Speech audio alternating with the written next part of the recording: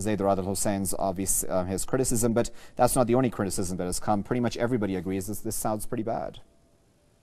Yeah, I think what we see now is a huge amount of hypocrisy. We saw for a long time European countries basically going along with the American, Israeli, Zionist policies of completely destabilizing the Middle East on purpose. We are not sure if the European leadership, they really understood what they were really partaking into in supporting this kind of action in Libya and then in Syria. And now that obviously we get into this refugee crisis, which has obviously been completely self-inflicted by the US, by Israeli, by Zionists, by EU policies.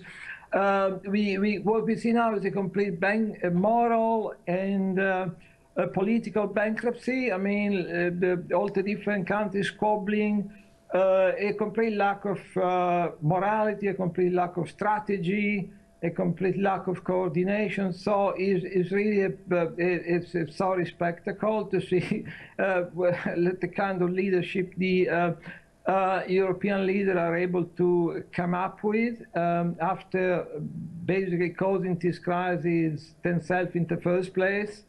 So it's really a sorry spectacle, and this kind of you know, the relationship between Turkey, the incestuous, I would say, relationship between Turkey and the European Union is, you know, is another very sorry spectacle.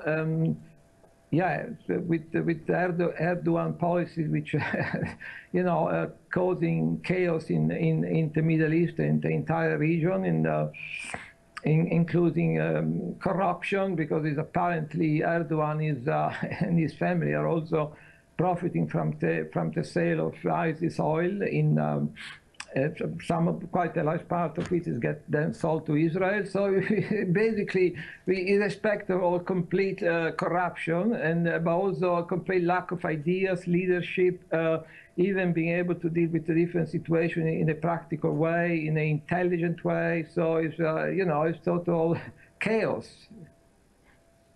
Okay, we'll leave it there at that point, but of course we do appreciate you taking your time out to speak to us today. That was Mr. Paolo Fiora, who was speaking to us live from London.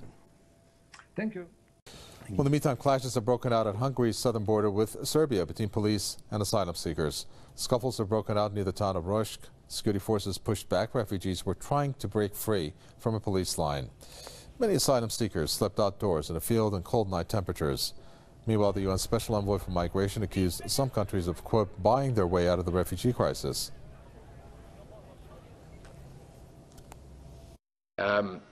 The United Kingdom has already indicated that it is the second or third highest contributor to Syria.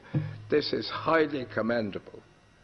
There are others who do the same. The United States, which has taken a tiny number of Syrian refugees from the beginning of this problem. I'm saying that proximity doesn't count, capacity does count, and I do say that taking refugees is separate from giving money. The UN Special Representative for Migration called for a global response to the refugee crisis in Europe, saying that countries worldwide must be asked to do their share. Peter Sutherland insisted that geographical proximity to a crisis should not determine who takes in the asylum seekers.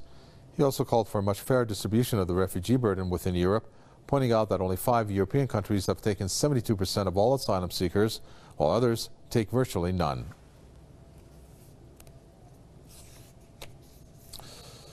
Paolo Fiora from the Freedom from Covert Harassment and Surveillance joins us from London to tell us what he thinks about this crisis. Paolo Fiora, this crisis has taken different turns. It does not show united Europe, and at the same time some countries are basing their decision on religion, saying, for example, that Muslims would kind of affect the demography of their own countries. Tell us more about your reaction to this crisis. Yeah, I think that what we see at the moment is also some sort of disintegration happening in Europe, economic disintegration, political disintegration, disintegration of the social fabric, a rise in all kinds of social tension and religious tension and racism. So in a way, is a climate which in a way is slightly reminiscent of the building up to World War II, basically, in my opinion. And it's very worrying. And do you think that European countries not sharing the same burden means that they are being prejudiced when it comes to their approach, or are they being just selfish? Yeah, I think that they have been prejudiced, obviously. You know, it's all part of this rise in Islamophobia, and which arguably is maybe happening partly due to a number of circumstances, but also to a degree by design. The rise in Islamophobia may actually serve very well a number of vested interests. So, yeah. And it's quite clear that the crisis there is a direct correlation between the rise in the number of refugees coming over and the illegal genocidal war being conducted by Britain and by the United States in the last few years. There is figures showing that after the bombing on Libya, there has been a six-fold increase in the number of people trying to cross the Mediterranean Sea to reach Europe. So just the bombing on Libya caused a six-fold increase in the number. And this information is readily available, but Western mainstream media, most of the time, is like there is no correlation whatsoever with what our governments are trying to do in the Middle East and the increase in the number of refugees. In the past, Libya used to actually draw immigrants. It was obviously the most, under Gaddafi, Libya was the most prosperous country in Africa, and actually it was drawing immigrants from any number of African countries, amongst other things. And the bombing of Libya, the destruction of the entire infrastructure of the country, which then led to the stabilization of the entire North Africa, Northwest Africa area. So the destabilization just didn't stop at Libya, but actually the destabilization extended very quickly to all the Sahara region and North and West Africa. It's been obviously the cause of the increase in the number of refugees coming over, but you will hardly find any mention of this information in any Western mainstream media. Very well. Thank you for that. Paulo Fiora, Freedom from Covert Harassment and Surveillance from London. Now, Spanish Prime Minister Mariano Rajoy has lashed out at ousted Catalan President Carlos Puigdemont, saying he cannot govern the region from abroad. Have a listen. It is absurd to pretend to be president of a region by living abroad, and even more absurd to pretend to hold these functions from abroad. Imagine, it's like if I'm leading the country from Lisbon. So I think it makes no sense at all, and this is no longer a legal or political problem. It is a matter of common sense. Mariano Rajoy reiterated that an election to choose a new Catalan president will take place within 10 days after new regional parliament reconvenes on the 17th of January. His remarks come after Puigdemont requested to be allowed to return to Spain. Catalan separatist parties claimed victory in last week's snap elections.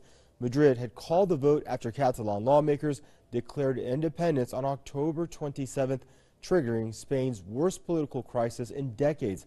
Now, following the referendum, Puigdemont fled to Brussels to avoid arrest over charges linked to rebellion, sedition, and misuse of public funds. And now out of London, we're joined by Paulo Fiora, political commentator. Hello, Paulo. Nice to have you on the program. Your thoughts on where this whole Catalan issue is at this point? Well, I think to start with, I think it's been deeply wrong for the criminalization of Charles Puigdemont and some of the previous members of his cabinet. I think is always, in a way, you know, the way, morally and politically, the first thing is a way to respect the will of the people. That's the thing, and, Paulo. I mean, you know, Puigdemont has the mandate of the people, so why will Mariano Rajoy not meet with him and speak with him?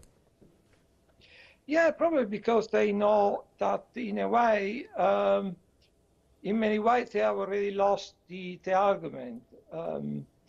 It's enough to look at the way they try to prevent a referendum, or because if the referendum had gone ahead in a normal way, there's probably no question that the independence movement would have been gaining at least a narrow majority. So, you know, they know in many ways that by using violence on the day of the referendum, and probably because the majority of the Catalan people are in favor of independence, they have already lost the main argument. So in a way, they try to scramble to find a way of, from their point of view, to preserve the unity of Spain, which was one of the main, you know, one of the main tenet of Franchism, to keep Spain united. So in a way, most of the people in the Partido Popular of Prime Minister Mariano Reloy, they actually, you know, is a bit of a big house for all the old Frankists or for the extreme right. So in a way, there is all ties between the Partido Popular and the old Franchism in so, Spain. Paulo, do you think, I didn't mean to cut you off, sorry. Do you think at this point, you think Puigdemont should stay in Brussels, he's safer, or do you think he should return to Catalonia and face the music?